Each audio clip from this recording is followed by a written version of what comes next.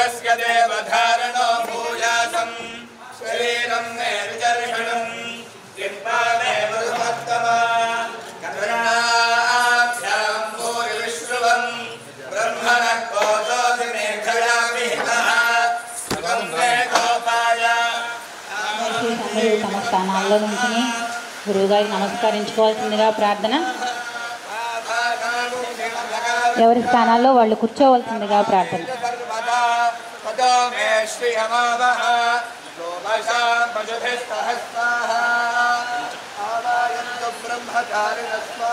గురువు గారిని దూరంగా నుండి నమస్కరించుకోవాల్సిందిగా ప్రార్థన.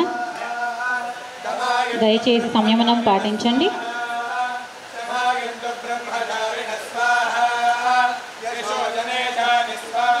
శ్రీ గురుభ్యో నమః. గురువు గారికి స్వాగతం సుస్వాగతం అండి.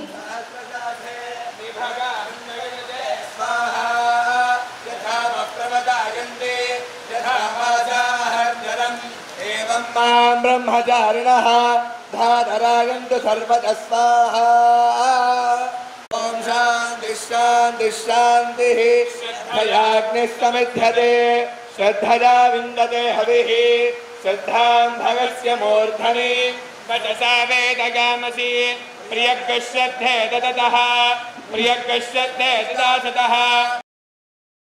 పశ్చిమ గోదావరి జిల్లా తాడేపల్లి గూడెం తాలూకా బోడపాడు అగ్రహారంలో శ్రీ వెంకట సూర్యనారాయణ శ్రీమతి రమణమ్మ దంపతులకు జన్మించారు. గరికిపాటి వారు తెలుగులో MA, MPhil, PhD చేశారు. 1978 సంవత్సరం జూలై 23వ తేదీ గురు పౌర్ణమి రోజున వరంగల్ జిల్లా నర్సంపేట గ్రామంలో ప్రవచనాలను ప్రారంభించారు. 1992 సంవత్సరంలో విజయదశమి రోజున అవధాన రంగంలోకి ప్రవేశించి ఇప్పటి వరకు 325 అష్టావధానాలు చేశారు. 10 శతావధానాలు విజయవంతంగా నిర్వహించారు. 1996 మే నెలలో కాకినాడ పట్టణంలో 1116 మంది పృచ్ఛకులతో 21 రోజుల పాటు మహాసహస్రావధానం చేసి 750 పద్యాల ఏకధాటి ధారణతో మహాసహస్రావధానిగా పేరు పొందారు. ఆయన అసాధారణ ధారణ సంపత్తికి నిలువుటద్దంగా ధారణ బ్రహ్మరాక్షసుడు, అమెరికా అవధాన భారతి వంటి బిరుదులను చెప్పవచ్చు. గరికపాటి వారు ఎన్నో పురస్కారాలను సన్మానాలను అందుకున్నారు. డాక్టర్ గరికపాటి వారు 1116 పద్యాలు, సుమారు 4500 పంక్తులు కలిగిన స్వీయ కావ్యం సాగర ఘోషను 8 గంటల్లో ఏకధాటి మహాధారణ చేసి సరికొత్త ప్రపంచ రికార్డును నెలకొల్పారు. అంతేకాకుండా అమెరికాలో 8 కంప్యూటర్లతో అష్టావధానాన్ని 2001లో నిర్వహించి ఔరా అనిపించారు. 2006లో బెంగళూరు ప్రయోగశాలలో మేధా పరీక్షావధానం కూడా జరిగింది. గరికపాటి వారు తెలుగు రాష్ట్రాల్లోనే కాక ఎన్నో దేశాలు పర్యటించి తమ వాగ్ధాటితో, అష్టావధానాలతో, చలోక్తులు, చమత్కారాలతో నేటి యువతకు కూడా ఉపయోగపడే విధంగా వ్యక్తిత్వ వికాస అంశాలను జోడించి అనేక ప్రసంగాలను ఇస్తూ వస్తున్నారు. నిత్యం టీవీలలో భక్తి కార్యక్రమాలు నిర్వహిస్తూ హిందూ మతం విశిష్టతను తెలియజెప్పడంలో వారి వంతు సహకారాన్ని అందజేస్తున్నారు. ఎన్నో కావ్యాలపై, ఆధ్యాత్మిక అంశాలపై రోజు గరికపాటి వారి ప్రవచనాలను ప్రేక్షకులు టీవీలలో ఆస్వాదిస్తూనే ఉన్నారు. లోతైన ఆధ్యాత్మిక విషయాలను సైతం అత్యాధునిక సమాజానికి సమన్వయం చేస్తూ సామాజిక వ్యాఖ్యకు శ్రీకారం చుట్టి ప్రవచన రంగంపై గరికపాటి వారు తమదైన ముద్ర వేశారు. సాగర ఘోష, వ్యక్తిత్వ దీపం, వైకుంఠపాలి, ఇష్టదైవం, అవధాన శతకం వంటి ఎన్నో పుస్తకాలను రచించారు. సామాజిక మాధ్యమాలపై ప్రత్యేకమైన దృష్టి సారించిన గరికపాటి వారు ఎప్పటికప్పుడు ఆధునిక సాంకేతికతను అందిపుచ్చుకొని యూట్యూబ్, ఫేస్బుక్, ఇన్స్టాగ్రామ్ వంటి మాధ్యమాలలో ప్రసంగాలు అందుబాటులో ఉంచి భవిష్యత్ తరాలకు కూడా ఉపయోగపడే రీతిలో కృషి చేస్తున్నారు. అలా ఈ రోజున శ్రీ రామకృష్ణ నాట్య మండలి 50 వసంతాల వేడుకలలో భాగంగా మరియు ప్రపంచ రంగస్థల దినోత్సవాన్ని పురస్కరించుకుని ఈరోజు మనం గరికపాటి నరసింహారావు గారి ప్రవచనం వినడం, అది కూడా నాటకం మీద అవ్వడం మన అదృష్టంగా భావిస్తూ వారిని వేదికని అలంకరించవలసిందిగా కోరుతూ నిర్వాహకులు వారిని గౌరవంగా తీసుకురావాల్సిందిగా కోరుతున్నాము. శ్రీ గురుభ్యో నమః.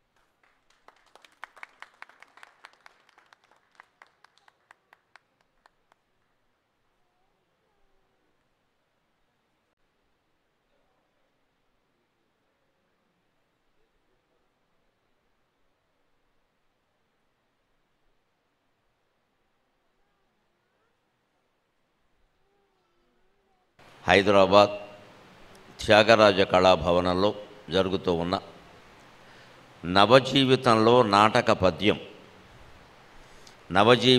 నాటక పద్యం అనేటువంటి ప్రసంగానికి మీకు అందరికీ హృదయపూర్వకంగా స్వాగతం పలుకుతున్నాం. మాతృదేవోభవ. అమ్మాయని పిలువగానే కమ్మని పద్యామృతం ముకడు జిలికించున్. అమ్మాయని పిలువగానే కమ్మని పద్యామృతం ముకడు గురిపించున్. నెమ్మనమున అమ్మను నే నమ్మితి సభలోన దీప్తి నాకిక కలుగున్.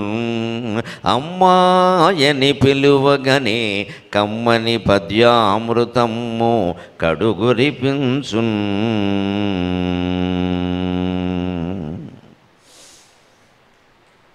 ఆంధ్రప్రదేశ్లో అత్యంత ప్రసిద్ధమైన చారిత్రాత్మక పట్టణం మచిలీపట్టణానికి చెందిన రామకృష్ణ నాట్య మండలి వారు తమ సంస్థ 50వ వార్షికోత్సవం సందర్భంగా ఒక వినూత్నమైన ఆలోచన చేశారు.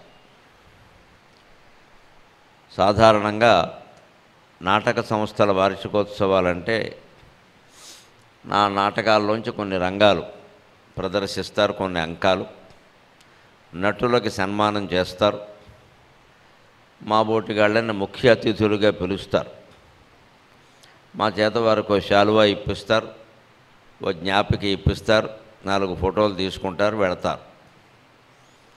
దీనివల్ల పెద్దగా ప్రయోజనం ఉండదు. ఎందుకంటే పద్యనాటకాలు, పౌరాణిక పద్యనాటకాలు ప్రత్యేకంగా జనంలోకి వెళ్ళాయి, సందేహమే లేదు. పద్యం లేనిదే ఆ నాటకమే లేదు, ఆ నాటకమే లేకపోతే పద్యాలు అవసరమే లేదు. అందులో తిరుపతి వెంకట కవులు వంటి మహానుభావులు కూడా తమ అవధానాల కంటే ఎక్కువగా పద్యనాటకాల వల్లే ప్రసిద్ధులు కాగలిగారు. ఇవాళకి జనంలో వాళ్ళ పలుకుబళ్ళు వినపడతాయి. మన ఇంటికి ఎవరైనా మేనత్త కొడుకు వస్తే బావా ఎప్పుడు వచ్చి తీవోంటున్నాం. ఏదైనా కుదిరిందా కుదరలేదా అంటే చెల్లియో చెల్లకో అంటున్నాం. ఎవడైనా పెద్ద కంపెనీ పెట్టి వెళ్ళిపోతే మోసం చేస్తే జెండాపై కైపిరాజు అంటున్నాం. ఇంత ఇదిగా మనలో వాళ్ళ మాటలు నాటుకుపోయాయంటే నాటకం పద్యాలు కారణం, అవధానాలు కాదు. అంచేత అవధానం పండిత కళ. దాన్ని సరే పామరుల్లోకి తీసుకెళ్ళే విధానం ఉంది. 325 అష్టావధానాల ద్వారా, 10 శతావధానాల ద్వారా, సహస్రావధానం ద్వారా నేను చేసిన సాహసం అంతా అదే. అవధానాలు చేసినంతకాలం దీన్ని సామాన్య జనంలోకి ఎలా తీసుకెళ్ళాలి, నా దృష్టి ఎంతసేపు అదే. ప్రవచనమైనా అంతే, కావ్యమైనా అంతే, అవధానమైనా అంతే. అందరిలోకి వెళ్ళాలి. ఇది ఏదో కొన్ని వర్గాలకి పరిమితం కాకూడదు, ఇది చదువుకున్న వాళ్ళకి అనేది ఉండదు. అలాగ నాటకాలని జనంలోకి ఒకళ్ళు తీసుకెళ్ళక్కల్లా, అందులో ఉండే విషయం కారణంగా, పైగా పద్యం దాన్ని పాడడంలో ఉండే ఆకర్షణ కారణంగా అది వెళ్ళింది, హాయిగా వెళ్ళింది. ఏమీ చదువురాని వాడు పల్లెటూళ్ళలో గేదె మీద ఈత కొట్టేవాడు కూడా శుభ్రంగా అలుగుట చేయరుంగని జెండాపై కపిరాజు సంతోషంబున సంధి చేయుదురైన మొదలు పెడితే రాయబారం పద్యాలు రాజుగారు పాడే 6 పద్యాలు అయ్యే వరకు ఆపడం. కానీ దాంట్లో ఒక్క మొక్క కూడా వాడికి అర్థం తెలియదు. సరే, కొందరు పాడేవాళ్ళకు కూడా తెలుసునా అనేది నాకు కొన్ని నాటకాలు చూసినప్పుడు అనుమానం వచ్చింది, ఉన్నమాట చెప్పుకుందాం. కొందరు నటులు పాడుతుంటే పద్యాలు విన్నప్పుడు కూడా వీళ్ళకి అసలు పద్యం అర్థం తెలిసి పాడుతున్నారా అనే అనుమానం వచ్చింది, రాకపోలా. ఎందుకంటే మరి తెలుగు ఏదో చదువుకున్నాం కదా కాస్త.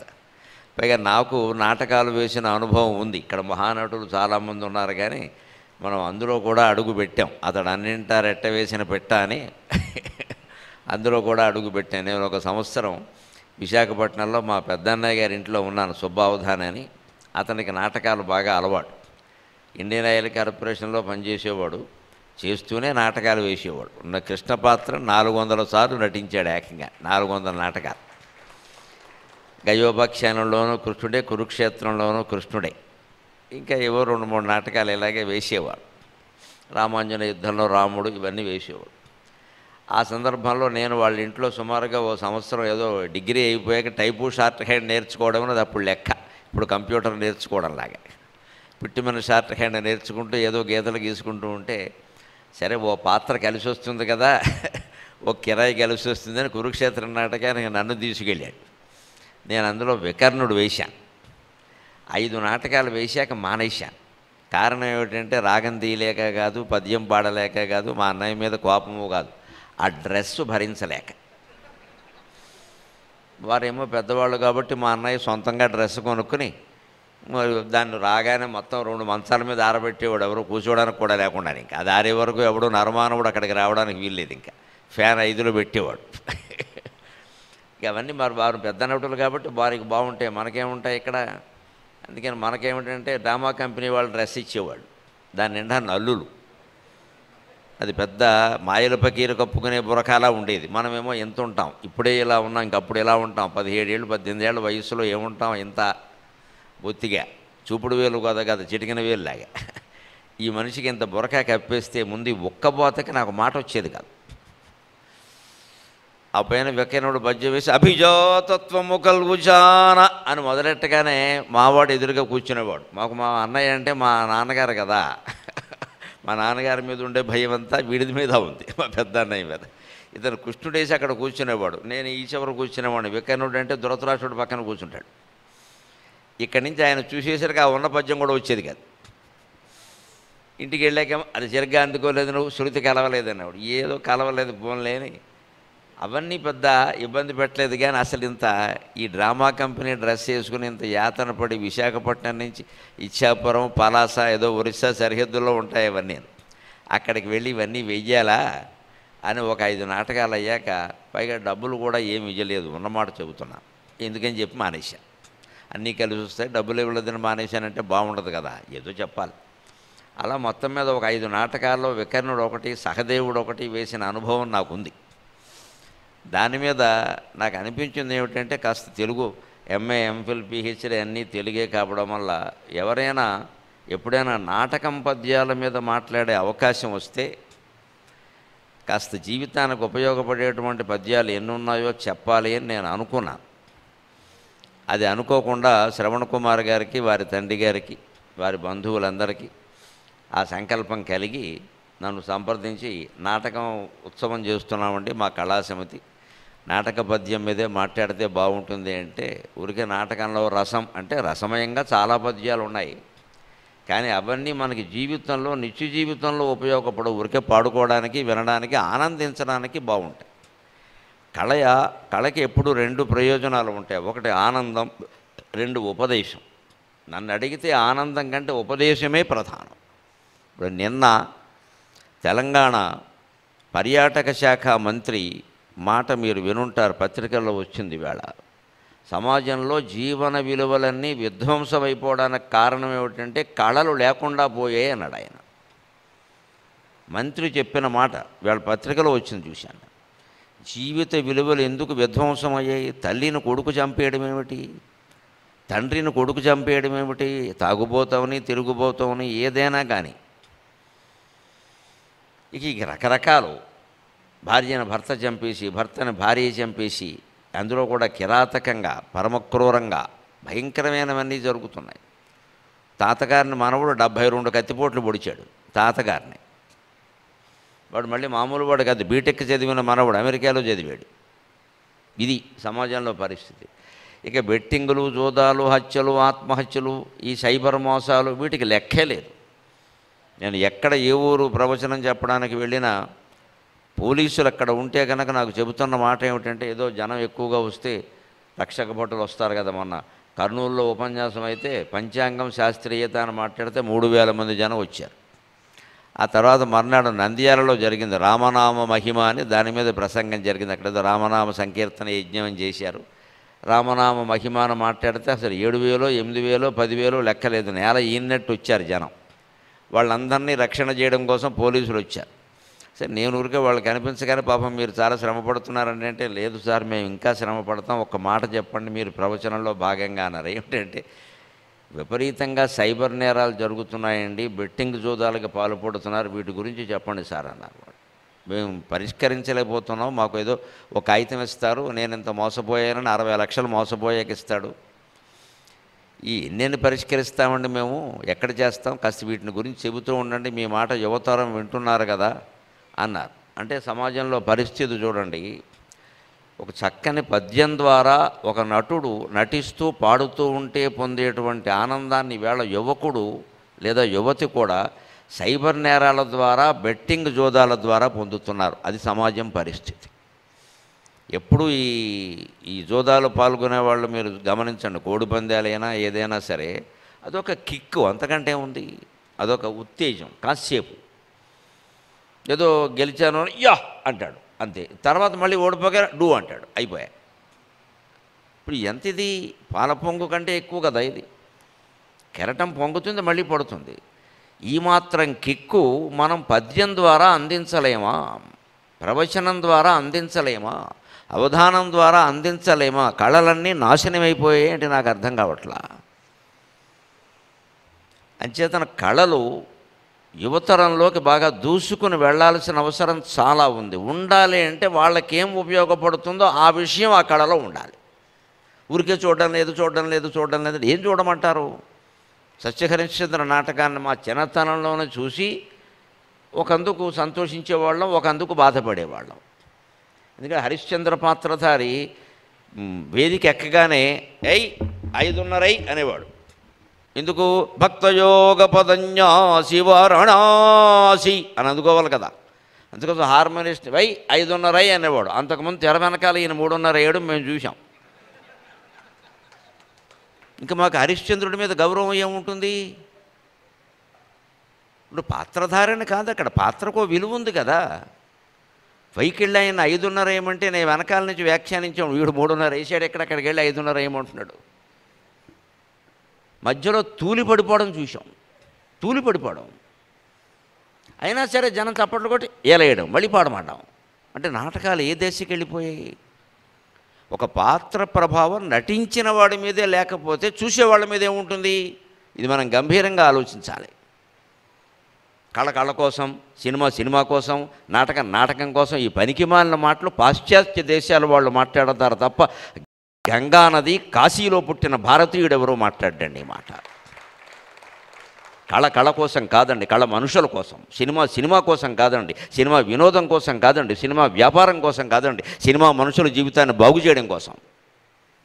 మనుషుల జీవితాన్ని బాగు చేయనప్పుడు, మనుషులకు వ్యతిరేకమైనప్పుడు ఏ కళైనా నశించవలసిందే, ఉండాల్సిన పనే లేదు దానికి. ఇక్కడ మనిషి కోసం పుట్టాయి ఇవన్నీ. నేను ఆనందం అంటే ఏమిటా ఆనందం? దానివల్ల ప్రయోజనం ఏమిటి? ఉట్టి ఆనందమేనా? ఆనందం ఎంతసేపు ఉంటుంది? అసలు ఆనందం అంటే తెలుసునా ఎవరికైనా? సుఖం వేరు, దుఃఖం వేరు, ఆనందం వేరండి. ఏదైనా ఒక మనకి ఇష్టమైన పదార్థం తినగానే దొరికేదైనా సుఖం అంటారు, ఆనందం అనకూడదు దాన్ని. సుఖం అది దొరక్కపోతే కలిగేది దుఃఖం, దొరికినా దొరక్కపోయినా కలిగేది ఆనందం. అది ఆనందం. ఆనందో బ్రహ్మేతి వ్యజానాత్ ఆనందాదేవ ఖల్వ్యుమాని భూతాని జాయంతే ఆనందేన జాతాని జీవంతి ఆనందం ప్రయంత్యభిషం విశంతి. ఆనందం నుంచి ఈ జీవులన్నీ పుడుతున్నాయి, ఆనందంలోనే ఉంటున్నాయి, పెరుగుతున్నాయి, చివరికి ఆనందంలోనే లీనమవుతున్నాయి. నశించడం లేదు, లీనమవుతున్నాయి. కళలో మనం లీనమవుతాం, నశించం. కాఫీలో పంచదార నశించిందా, లీనమైందా? పంచదార వేశాం, పంచదార నశించిందంటే కుదరదండి, లీనమైంది. ఎందుకంటే పంచదార వేయకముందు ఒక రుచి ఉంది, వేశాక ఒక రుచి ఉంది, లీనమైంది. నశించిందంటే ఎలాగా? పంచదార పంచదారగా నీకు కనపడకపోవచ్చు, కాఫీలో తీయదనం రూపంలో ఉంది కదా. అంటే ఎక్కడ నశించింది అది? తాతగారు చనిపోవచ్చు, మనవడికి ఆ పేరు పెట్టగానే తాతగారు మనవడే పుట్టాడు కదా. తాతగారు చనిపోవడం ఏంటి? మనవడే పుట్టాడు కదా. ఆ దృష్టితోనే కదా మనం మనవడికి ఆ పేరు పెట్టాం. అమ్మమ్మ పేరు మనవరాలకు పెట్టామంటే అమ్మమ్మ మళ్ళీ పుట్టింది. పైగా కొన్ని ఇళ్లల్లో పద్ధతి, నమ్మకం ఏమిటంటే పెద్దవాళ్ళు ఎవరైనా పోతే ఆ పోయిన 5-6 నెలల్లోగా ఆడపిల్ల పుట్టినా మగపిల్లాడు పుట్టినా ఖచ్చితంగా వాళ్ళ పేరు వాళ్ళకి పెడతారు, ఆవిడే పుట్టింది అంటూ. అంచేత మన సంస్కృతిలో ఒక గొప్పతనం ఏమిటంటే ఏది నశించదు, అన్నీ అలాగే ఉంటాయి. నీ దృష్టి దాని పట్ల ఎలా ఉంది అది మార్చుకో, అవసరమైతే మంచిదైతే అలాగే ఉంచుకో. మన దృష్టి మార్చుకోవాలి కానీ సృష్టి ఎప్పుడూ మారదండి. ప్రారంభం నుంచి ఒకలాగే ఉంది. దుర్మార్గులు ఎప్పుడూ ఉన్నారు, సన్మార్గులు ఎప్పుడూ ఉన్నారు, శాతంలో తేడా అంతే. అప్పుడు 90% సన్మార్గులు ఉంటే ఇప్పుడు 9% ఉన్నారు, శాతంలో తేడా. మళ్ళీ మనం దలుచుకుంటే పెంచవచ్చు. ఎందుకంటే కాలం చక్రం, కాలం నిచ్చెన కాదండి, కాలం చక్రం. పోయింది వస్తూ ఉంటుంది, వచ్చింది పోతూ ఉంటుంది. అంచేత నాటకాలు ఇప్పుడు వేసేవాళ్ళు సామాజిక ప్రయోజనం అనేదాన్ని దృష్టిలో పెట్టుకోవాలి. అంచేత పౌరాణిక పద్యాల్లోనే, పౌరాణిక నాటకాల్లోనే పాండవోద్యోగం, పాండవ విజయాలు, గయోపాఖ్యానం, హరిశ్చంద్ర వీటి నుంచే చెప్పుకుంటాం ఈవేళ. ఇంకా కొన్ని సాంఘిక నాటకాలు, చింతామణి, మధుసేవ ఇవన్నీ ఉన్నాయి. వీటిలో ఉండే పద్యాలు కేవలం రాగాలు తీయడానికి, పాడుకోవడానికి, ఆనందించడానికి కాదు, అవి సామాజిక సందేశాన్ని ఇచ్చాయి. దానివల్ల ఎంతోమంది మారారు. కేవలం కబీర్ నాటకం చూస్తుంటే, మహాత్మా గాంధీ కబీర్ నాటకం చూస్తుంటే ఆయన క్రమశిక్షణ అధికం కదా. సరిగ్గా 6 గంటలకి కార్యదర్శి వచ్చి బాపూజీ ప్రార్థనా సమయం అని గుర్తు చేశాడు. 6ంటికి ప్రార్థనా సమయం. బాపూజీ ఎలా ఉన్నాడంటే ఆ నాటకం చూస్తూ ఆ నాటకం వదలబుద్ధి కావట్లే. కబీర్ నాటకం వదలబుద్ధి కావట్లే, ఆ పాత్రధారులు అంత బాగా వేస్తున్నారు. మరి ప్రార్థనా సమయం కార్యదర్శి గుర్తు చేశాడు. తనే దానికి వెళ్ళకపోతే రేపొద్దున వాళ్ళు కూడా అది చేస్తారు. అందుకని ఆయన వెంటనే ఇది ప్రార్థన కాదా అన్నట్టు,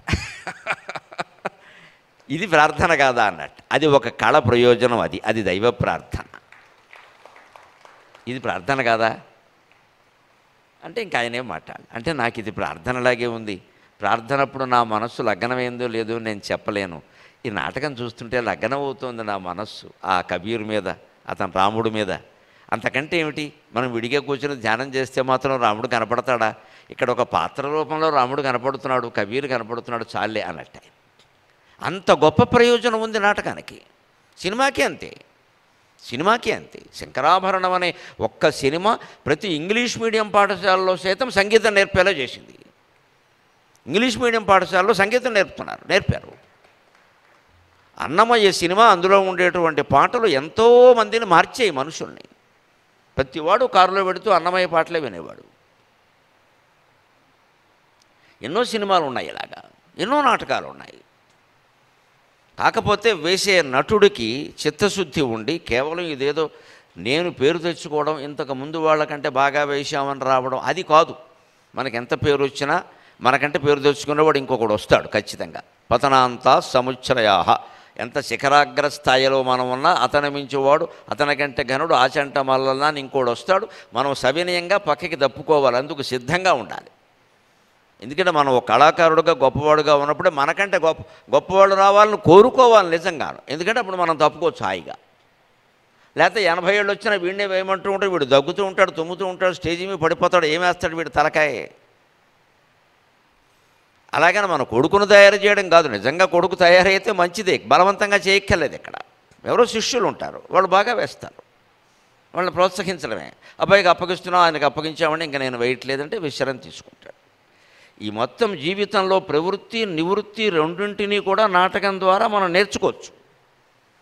అందుకని ఈవేళ నాటకం పద్యాల ద్వారా రామకృష్ణ నాట్య మండలి వాళ్ళు ఏర్పాటు చేసినటువంటి సభ సార్థకం కావడానికి, నవజీవితంలో మనకు ఉండేటువంటి ఆందోళనలు అన్నిటినీ పోగొట్టడానికి కేవలం నాటక పద్యాలు ఎలా ఉపయోగపడతాయో మాత్రమే మీకు తెలియజేసే ప్రయత్నం చేస్తాను నేను.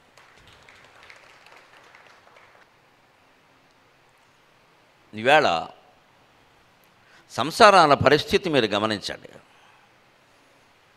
తండ్రి ఒక ఉద్యోగం, తల్లి ఒక ఉద్యోగం హైదరాబాదులోనే. పిల్లలు కాస్త ఎదిగిన పిల్లలైతే హాస్టల్, ఎదగిన వాళ్ళైతే డే కేర్ సెంటర్. ఇవిడు పెడుతూ వాడిని అక్కడ దించేస్తుంది, వెళ్ళిపోతుంది ఉద్యోగానికి. లేకపోతే ఆయన వెళ్ళి దించేస్తాడు, వెళ్ళిపోతాడు. సాయంత్రం వరకు వాడిని పట్టించుకునేది ఎవరంటే ఆయా. ఆయా అంటే ఇవాళ ఆయా, రేపు గయా. అమ్మ అలా కాదే. నా కోసం మా అమ్మ కానీ మా నాన్న కానీ ఎవరూ తమ సమయాన్ని వెచ్చించడానికి సిద్ధంగా లేరు అని 10 ఏళ్ల లోపు వయస్సున్న పిల్లల్లో ఇవాళ బలంగా అభిప్రాయం నాటుకుపోయింది. నన్ను మన్నింతురుగాక, వాళ్ళు పెద్దయ్యాక విడాకులు అవ్వడానికి ఇది ప్రధాన కారణం అవుతుందండి. వాళ్ళకి ఏ సంబంధం మీద నమ్మకం లేదు. తల్లిని నమ్మనవాడు భార్యను ఎలా నమ్ముతాడు? తండ్రిని నమ్మనవాడు తండ్రిని నమ్మని అమ్మాయి మొగుండి ఎలా నమ్ముతుంది? వాళ్ళకి మానవ సంబంధాల మీద నమ్మకం పోయింది. మా అమ్మ ఎప్పుడూ నా కోసం ఎదురు చూడడం నేను చూడలేదు. నేను వచ్చాక ఎప్పుడో 1 గంటకు వస్తుంది మా అమ్మ, ఇంకో 2 గంటలకు మా నాన్న వస్తాడు. ఇప్పుడు ఆఫీసు నుంచి వస్తుంది, ఆయన ఎక్కడో బొంబాయి నుంచి వస్తాడు. నా కోసం ఇంతలా బహుమతి పట్టుకొస్తారు నా నెత్తినెట్టడానికి. నాకు వాళ్ళు ఉండరు. ఏడాదికోసారి పుట్టినరోజు నాడు కూడా తండ్రి ఉంటాడా అనేది అనుమానం. ఈ సందర్భాన్ని మనస్సు కరిగే విధంగా హరిశ్చంద్ర నాటకంలో బలిజేపల్లి వారు వర్ణించారు. తల్లిదండ్రులు పిల్లల కోసం ఎంత తాపత్రయపడాలి. పక్షులు పడుతున్నాయి, మీరు ఎందుకు పడరు అన్నాడు ఆయన. వారణాసి సీన్లో హరిశ్చంద్రుడు భార్యను అమ్మేసినప్పుడు భార్య వెళ్ళిపోతూ ఉంటుంది, పాపం నాథా నాథా అంటుంది. అంతకంటే హరిశ్చంద్రుడు వదిలిపెట్టలేక దేవి దేవి ఏమిటిది? అంతటి రాజచంద్రునకు ఆత్మజవై కకుబంతకంత విశ్రాంత యశో విశాలుని త్రిశంకురపాలుని ఇల్లు సొచ్చి భాస్వంతకుల ప్రతిష్టకొక వన్య ఘటించిన గేస్తురాండ్ర మేల్బంతిని నిన్ను నొక్కనికి బానిసగా తెగ నమ్ముకొందునే. ఏ భర్త అయినా ఈ పద్యం విని భార్యను ప్రేమిస్తే ఈ నాటకం సార్థకమైనట్టే. ఏ భార్య అయినా నేను భర్తతో ఎలా ఉండాలి, అవసరమైతే అతను అప్పులు తీర్చడానికి నేను 4 ఏళ్లలో పాచి పని అయినా చేయడానికి సిద్ధపడాలి నా భర్త గౌరవం కాపాడడానికి అని ఆలోచిస్తే తప్ప అండి?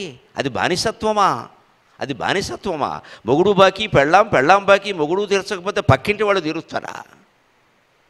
ఇవాళ ఒకరు బాకీ ఒకరు తీర్చట్లేదండి, ఇద్దరు కలిసి ఈఎంఐలు చేస్తున్నారు.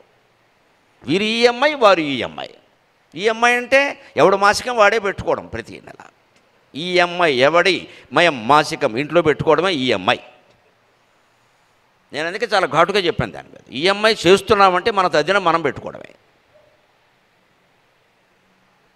ప్రతి జబ్బు అయిపోయింది ప్రతివాడికి. వేళ పెళ్ళి ఇంకా అవ్వకుండానే ఇల్లు కొనేయాలి, కారు కొనేయాలి. ఇల్లు మామూలు ఇల్లు కాదు, విలవిల్లాడిపోవాలి. కారు మామూలు కారు కాదు, 42 lakhs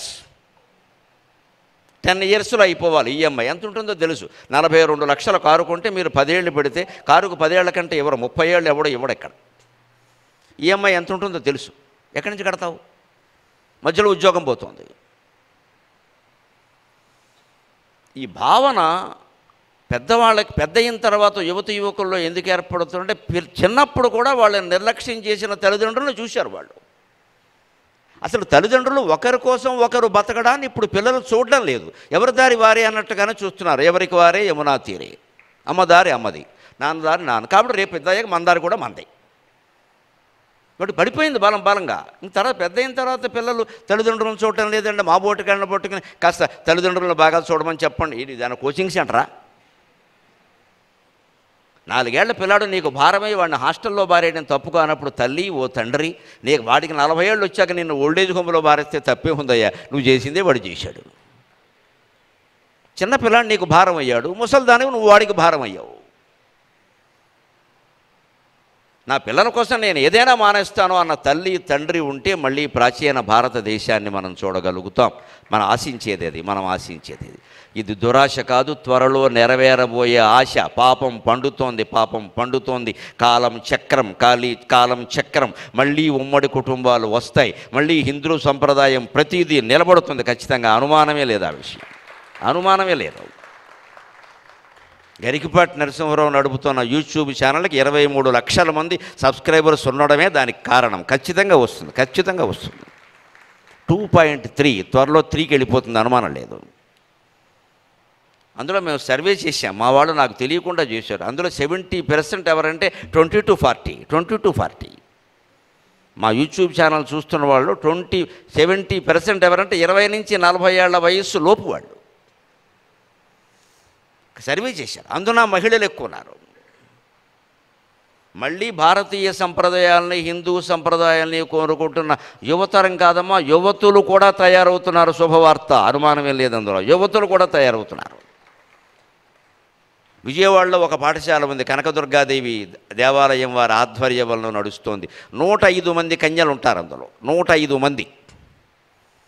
వాళ్ళు 105 మంది కూడా చేసిన ప్రతిజ్ఞ ఏమిటంటే, మా కులవృత్తికి అంకితమైన వాడినే మేము పెళ్లి చేసుకుంటాం, మాకు సాఫ్ట్వేర్ వాడు అక్కర్లేదు. అది ప్రతిజ్ఞ చేశారు వాళ్ళు.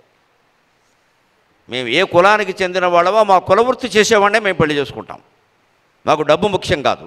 సమస్త కులాచారాలు కులవృత్తులు మిగలడమే మాకు ముఖ్యం. కులవృత్తులు నాశనం కావడమే నిరుద్యోగ సమస్యకి ప్రధాన కారణం. మీరు ఎంతమందికి ఎన్ని ఉద్యోగాలు ఇచ్చినా కుదిరేది కాదు. అందరికీ సాఫ్ట్వేరే కావాలి, అందరికీ 40 లక్షల ప్యాకేజీ కావాలి, అందరికీ ఆత్మహత్యలే కావాలి. పోనీ 40 లక్షలు తీసుకుని వీడు సుఖంగా ఉంటాడా, ఎప్పుడు చేస్తాడో తెలియదు, లేకపోతే ఎవడు చంపుతాడో తెలియదు.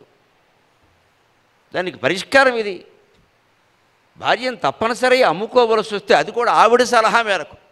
తరుణి నేనొక పాటినేం చెబుతుంది ఆవిడ. నేను మీకు చెప్పాలండి, ఏం చేస్తాం, కుటుంబం అప్పుల్లో పడింది కదా.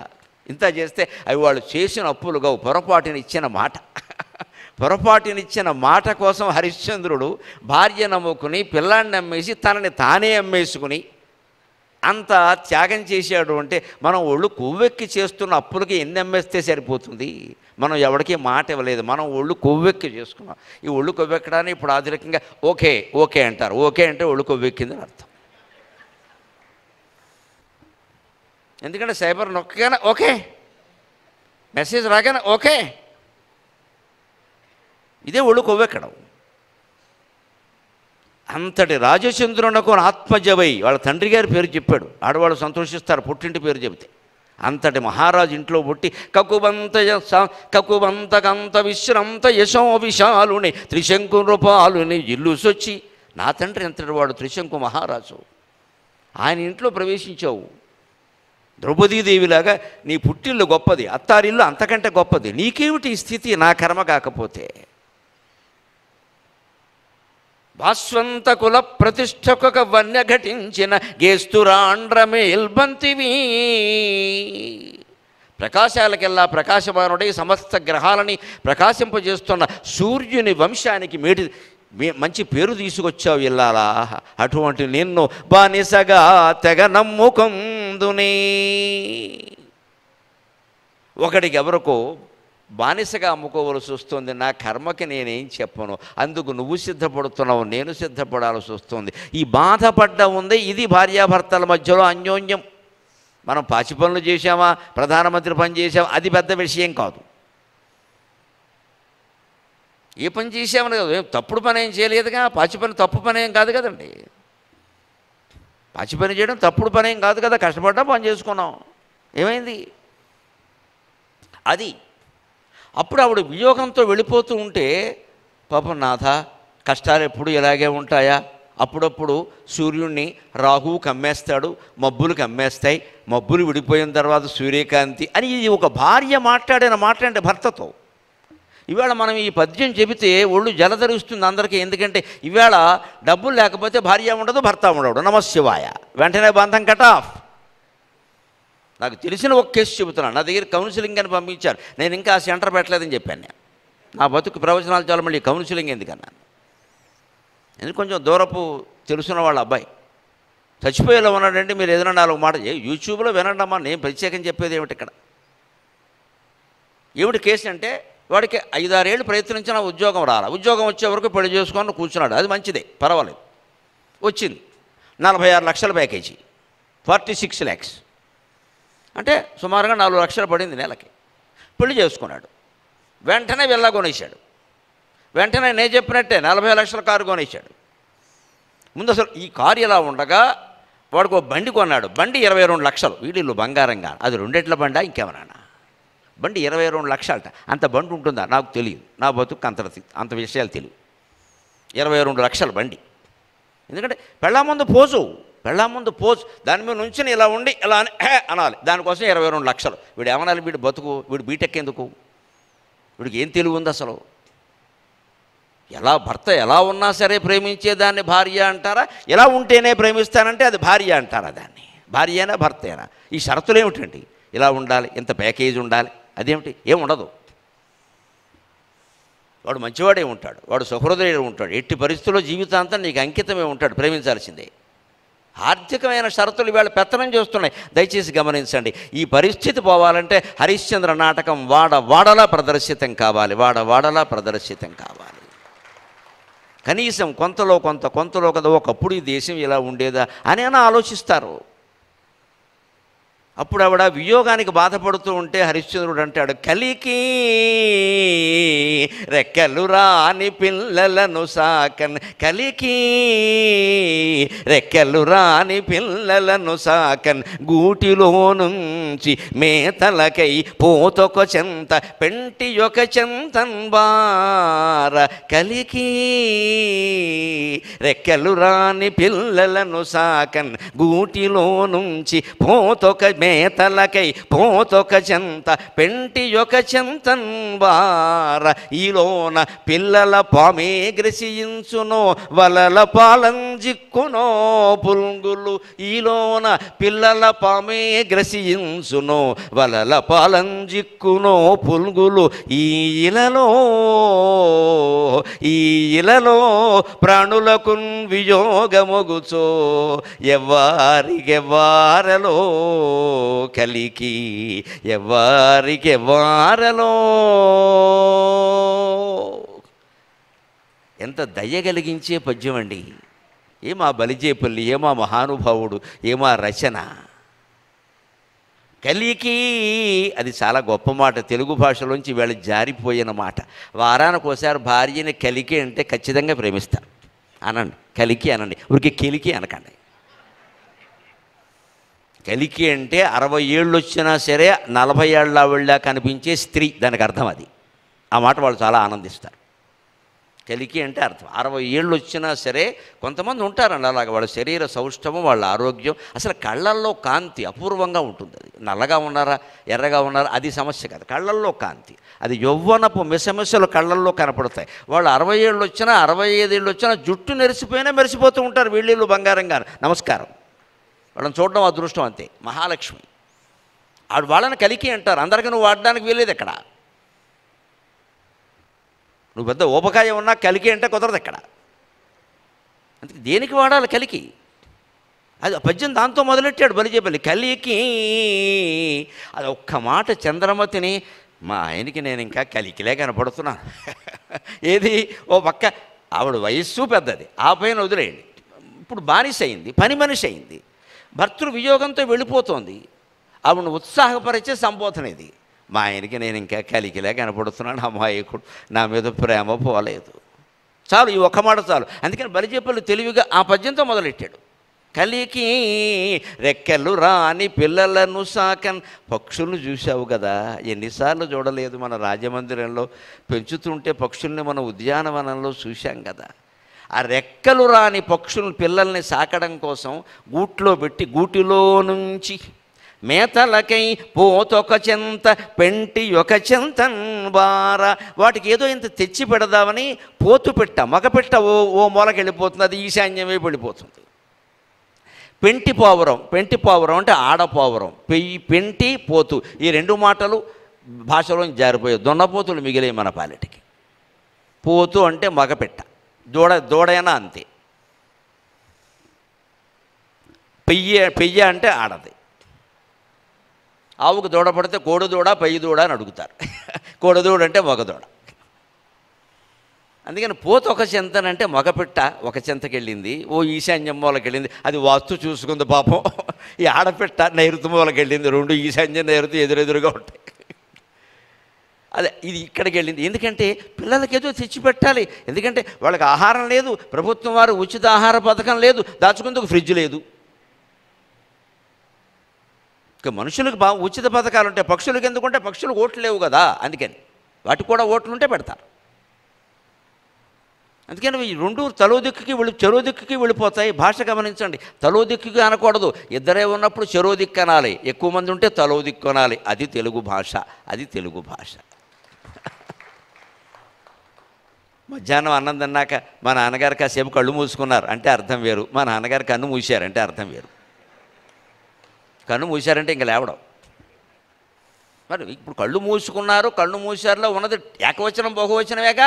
మూసుకున్నవాడు రెండు కళ్ళు మూసుకోడా, ఒక కన్ను మూసి ఒక కన్ను తెరుస్తాడా, అపార్థం వచ్చేలాగా. మూసేవాడు రెండు కళ్ళు మోస్తాడు, పోయినవాడు మోస్తాడు, పోయినవాడికి మనం మోస్తాం, వాడు మూయకపోయినా. నిద్రపోయేవాడు వాడే మోసుకుంటాడు. అనొచ్చు కదా. మా నాన్నగారు కాసేపు కళ్ళు మూసుకున్నారంటే అంటే అర్థం వేరు, మా నాన్నగారు కన్ను మూసారంటే అర్థం వేరు. అలాగే ఇద్దరే ఉన్నప్పుడు చెరోదారి అనాలి, నలుగురు ఉన్నప్పుడు తలోదారి అనాలి.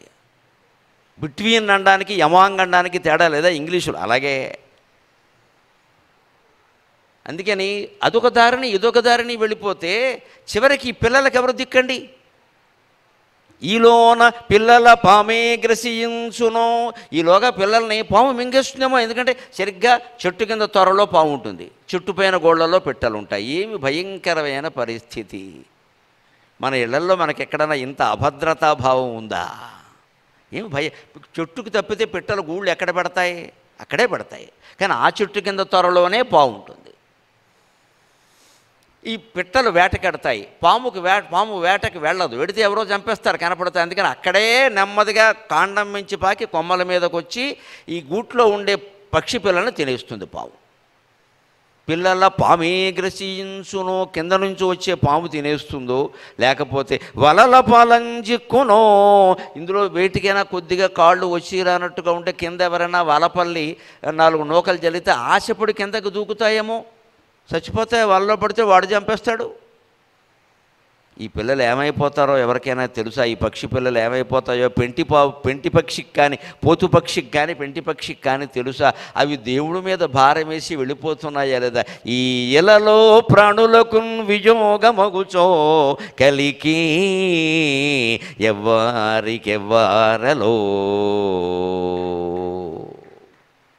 నిజంగానే ఇంట్లో ఏదైనా దుర్ఘటన జరిగితే భార్య కంటే ముందో, భర్త కంటే ముందు భార్యో, భార్య కంటే ముందు భర్తో వెళ్ళిపోతే కూడా పాడుకోవలసిన పద్యం అది. ప్రాణులకు వియోగమగుచో ఎవ్వారికి ఎవ్వారలో. ఆవిడ ఉద్యోగానికి ఎడుతుంది పాపం, ఇంటికి వచ్చేసరికి దుర్వార్త తెలుస్తుంది. వెళ్ళేటప్పుడు బాగానే ఉన్నాడు భర్త, ఈలోపు ఏదో జరిగింది. ఆవిడ రిటైర్ అవ్వడానికి సిద్ధంగా ఉంది, ఈయన రిటైర్ అయ్యి 2 ఏళ్ళు అయింది, అంతకంటే ఏం లేదు. ఏదో వచ్చింది, ఇంత కొంప మునిగిపోతుందని ఆవిడ అనుకోలేదు. అనుకుంటే ఉద్యోగానికి వెళ్ళేదే కాదు. ఇంటికి వచ్చేసరికి బస్సు దిగి ఇంటికి వచ్చిందే పాపం, అమ్మా కొంప మునిగింది అన్నారు. ఎలా ఉంటుంది? అప్పుడు ఈ పద్యం ఒక ఓదార్పు కాదా? ఈ జీవితాలు ఇంతే, ఎంత ప్రేమించుకున్నా, ఎన్ని అనుబంధాలున్నా సంయోగ విప్రయోగాంతే అని రామాయణంలో రాముడు చెబుతాడే. ఎంత గొప్ప అనుబంధం ఎవరితో పెట్టుకున్నా చివరికి వియోగం తప్పదు. బాగున్నా సరే, ఇంక చెడిపోతే ఇవి చెప్పక్కర్లేదు, ఇంకా బాగున్నా సరే వియోగం తప్పదు. అంచేత బాగుండే సంబంధాల విషయంలో కూడా మనం ఎప్పుడైనా తెగిపోవచ్చు అన్న భావనే మనస్సులో ఉండాలి, పైకి చెప్పకపోయినా. తప్పదు, ఇది మానవ సంబంధాలు ఇంతే. అంచేత వీళ్ళ పట్ల మన కర్తవ్యం ఏదో మనం చేద్దాం, తర్వాత విషయం తర్వాత. ఇది నిశ్చింతగా ఉండే విధానం, అది నేర్పుతోంది ఈవేళ. ఈ పద్యం వింటే ఈవేళ ఎక్కడ వింటూ ఉన్నా, మా యూట్యూబ్ ద్వారా వింటూ ఉన్నా, ఎవ్వరిలోనైనా నా మీద నమ్మకం ఒక్కటే. ఈవేళ పిల్లల్ని పక్షి పిల్లల్ని గూట్లో పెట్టి మగపిట్ట ఒక చెంతకి ఒక దిక్కుకి, ఆడపిట్ట ఒక చెంతకి వెళ్ళినట్టుగా మనం కూడా పిల్లల్ని హాస్టల్లో బారేసి, డే కేర్ సెంటర్లో బారేసి, ఎవరికో అప్పగించేసి, వీరు ఉద్యోగానికి వారు, వారు ఉద్యోగానికి వారు వెళ్ళిపోతున్నారే. ఈ పక్షుల కాపురానికి మనకి ఏదైనా తేడా ఉందా?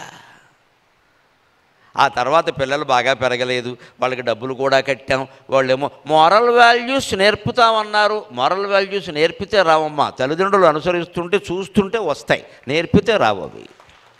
ఎవరు నేర్పుతారు moral values? They are not oral values. నోటితో చెప్పే ఓరల్ వాల్యూ కాదు, మోరల్ వాల్యూ. ఓరల్కి మోరల్కి చాలా తేడా ఉంది. వెనక వేద విద్యార్థులకి ఓరల్ టెస్ట్ పెట్టేవారు, అది మోరల్ టెస్ట్. ఓరల్ టెస్ట్ అంటే పుస్తకాలు చూడడం ఉండదు, చచ్చినట్టు చెప్పు అనగానే ఇషే తోర్జే త్వావాజవస్తోపాజవస్త దేవావ సవిత అని చెప్పాల్సిందే. ఒక్క ఒత్తుగాని దీర్ఘంగాని స్వరంగాని తేడా వచ్చిందంటే పిల్లకి పీకెత్తడు పట్టుకుని. ప్రతి విద్యార్థిని అడుగుతారు. ఇందులో ఒకళ్ళ దాంట్లో ఒకళ్ళు చూసే అవకాశం లేదు. అలా చూడకుండానే జిహ్వాగ్రంలో విద్యను పెట్టుకునే వేద విద్యను వదిలేసి వాళ్ళు ఏం నేర్చుకుంటున్నాం మనం? ముక్తినిచ్చడి విద్య ముష్టి చెంబైపోయే చూచిరాతల విద్య శోకుమీరే. మన ముక్తినిచ్చేటువంటి పురాణ విద్య, వేద విద్య, శాస్త్ర విద్య అవి ఎందుకంటే ముష్టి చెంబుకు ఉపయోగిస్తున్నాయి, సీతారామాభ్యాం నమః అనడానికి ఉపయోగిస్తున్నాయి. వేద విద్యార్థులకి, వేద పండితులకి మనం ఏం గౌరవం ఇస్తున్నాం, ఏం ఉపాధి కల్పిస్తున్నాం? వాళ్ళకి కనీసం పిల్లనిస్తున్నావా? మా అమ్మాయి చేసుకోదండి, పంచే పిల్లక ఉంటే కుదరదండి, 100 చిరుగులు ఉన్నా సరే, అడుక్కు తిన్నా సరే జీన్స్ ప్యాంట్ ఉండాల్సిందేనండి. వ్యవసాయదారుల కుటుంబాలు అంతే. నేను మట్టి పీసుకునేవాడికి పిల్లనివ్వను, పీక పీసుకునేవాడికి ఇస్తారమ్మా, మట్టి పీసుకునేవాడికి ఇవ్వరు. వాడు పట్టుకెళ్ళి పీక పీసుకేసినా పర్వాలేదు. మట్టి పీసకుండా, రైతు పుట్టకుండా మనం పుట్టామా? వేదం లేకుండా ప్రపంచం పుట్టిందా? వేద పండితుడికి వేళ పెళ్ళి అవ్వదు, 60,000 ఆదాయం ఉన్నా సరే అవ్వదు. ఎందుకంటే మాకు షోక్ కావాలి, ఆయన అలా ఉండడు, ఆయన ఎంతసేపు పంచుతో ఉంటాడు, గుండుతో ఉంటాడు, పిలకతో ఉంటాడు, మాకు నచ్చడు. పోనీ అలా కాదు, నేను ఏదో అర్చకత్వం చేసినప్పుడు అలా ఉంటాను, కావాలంటే నీ దగ్గరికి శుభ్రంగా పబ్బకు కలుపుకో, నీ ఇష్టం వచ్చిన వేషం అలా కుదరదు, మొత్తం మానాయి అంతే. అసలు నువ్వు గుళ్ళో ఉండడానికి. అలాగని వీళ్ళు భక్తి లేని వాళ్ళ కించిత్తు ఆపద రాగానే గుళ్ళోకి వెళ్ళి 108 ప్రదక్షిణాలు చేసేస్తారు. ఈ అపనమ్మకాన్ని ఏమనాలో తెలియదు. ఇక్కడ ఎవరన్నా పిలిచి చెప్పగానే మాత్రం గుళ్ళోకి వెళ్ళి పక్కగా జీన్స్ ప్యాంట్ వేసుకుని వీళ్ళే ప్రదక్షిణాలు చేసేస్తారు. ఇక్కడ అంటే దేవుడు మన అవసరాలు తీర్చాలి. దేవుడు చెప్పిన శాస్త్రం ప్రకారం మనం బతకం. ఆ శాస్త్రం ప్రకారం బతికే వాళ్ళకి పిల్లని ఇయ్యం, వాళ్ళని గౌరవించం.